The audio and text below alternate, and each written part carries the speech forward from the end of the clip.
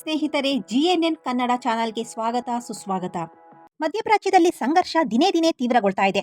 ಈ ನಡುವೆ ಶಾಂತಿ ಪ್ರಸ್ತಾಪ ಮುಂದಿಟ್ಟಿರುವಂತಹ ಅಮೆರಿಕ ಅದರ ಜೊತೆಗೆ ಭೂದಾಳಿಗೂ ಕೂಡ ಸಿದ್ಧತೆಯನ್ನ ನಡೆಸ್ತಾ ಇದೆ ಎನ್ನುವಂತ ಸುದ್ದಿಯನ್ನ ಕೇಳಿದಂತ ಇರಾನ್ ರಾಷ್ಟ್ರ ಮತ್ತಷ್ಟು ಕೆರಳಿ ಕೆಂಡಮಂಡಲವಾಗೋಗಿದೆ. ಅಮೆರಿಕ ಯುದ್ಧ ಸಿದ್ಧತೆಗಳ ಕುರಿತು ಪ್ರತಿಕ್ರಿಯೆ ನೀಡಿರುವಂತಹ ಇರಾನ್, ಅಮೆರಿಕ ಭೂದಾಳಿ ನಡೆಸಿದ್ರೆ ಅಮೆರಿಕ ಸೈನಿಕರು ಭೂಮಿಯ ಮೇಲೆ ಕಾಲಿಡ್ತಾ ಇದ್ದಂತೆ ಬೆಂಕಿಯ ಮೂಲಕ ನಾವು ಉತ್ತರವನ್ನ ನೀಡೋದಕ್ಕೆ ನಮ್ಮ ಯೋಧರು ಸಿದ್ಧರಿದ್ದಾರೆ ಅಂತ ಹೇಳಿ ಕಠಿಣವಾದಂತಹ ಎಚ್ಚರಿಕೆಯನ್ನ ನೀಡಿದೆ. ಅಮೆರಿಕ ಸೈನಿಕರು ನಮ್ಮ ನೆಲದ ಮೇಲೆ ಬಂದ್ರೆ ನಮ್ಮ ಯೋಧರು ಅವರನ್ನ ಹೆದರಿಸೋದಕ್ಕೆ ಸಿದ್ಧರಾಗಿದ್ದಾರೆ ಅಂತ ಹೇಳಿ ಇರಾನ್ ಸಂಸತ್ತಿನ ಅಧ್ಯಕ್ಷ ಮಹಮ್ಮದ್ ಬಾಗರ್ ಎಚ್ಚರಿಕೆಯನ್ನ ನೀಡಿದ್ದಾರೆ. ಒಂದ್ ಕಡೆ ಮಾತುಗಳನ್ನ ಹೊರಗೆ ಹೇಳ್ತಾ ಮತ್ತೊಂದ್ ಕಡೆ ದಾಳಿಯ ಯೋಜನೆಯನ್ನ ಮಾಡ್ತಾ ಇದೆ ಅಂತ ಹೇಳಿ ಅಮೆರಿಕವನ್ನ ಟೀಕಿಸಿದ್ದಾರೆ.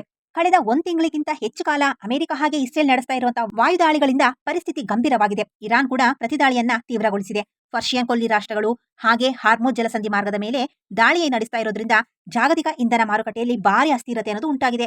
ವಿಶ್ವ ಆರ್ಥಿಕತೆ ಮೇಲೂ ಕೂಡ ಇದರ ಪರಿಣಾಮ ಬೀಳೋ ಸಾಧ್ಯತೆ ಹೆಚ್ಚೇ ಇದೆ.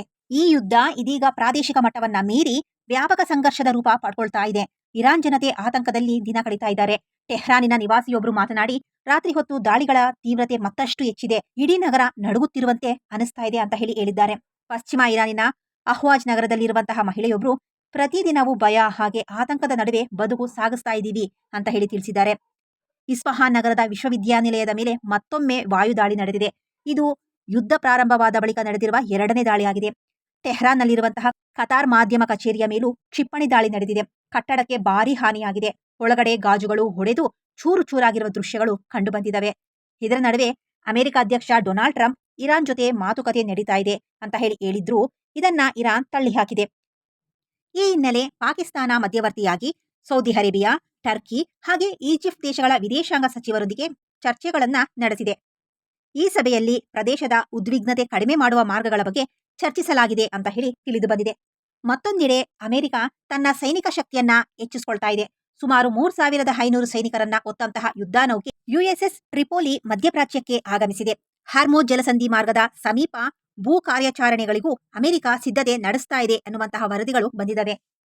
ಇರಾನ್ ಈಗಾಗಲೇ ಹಾರ್ಮುಜ್ ಜಲಸಂಧಿ ಮಾರ್ಗವನ್ನ ಶತ್ರು ರಾಷ್ಟ್ರಗಳ ಹಡಗುಗಳಿಗೆ ಮುಚ್ಚಲಾಗಿದೆ ಎನ್ನುವಂತ ಘೋಷಣೆಯನ್ನ ಮಾಡಿದೆ. ಈ ಜಲಸಂಧಿ ಜಗತ್ತಿನ ತೈಲ ಸಾಗಾಣಿಕೆಯಲ್ಲಿ ಪ್ರಮುಖ ಮಾರ್ಗವಾಗಿದೆ. ಇದರ ಪರಿಣಾಮವಾಗಿ ತೈಲ ಹಾಗೆ ಅನಿಲ ಸರಬರಾಜಿನಲ್ಲಿ ವ್ಯತ್ಯಯ ಉಂಟಾಗುವಂತಹ ಭೀತಿ ಅನ್ನೋದು ಇದೆ.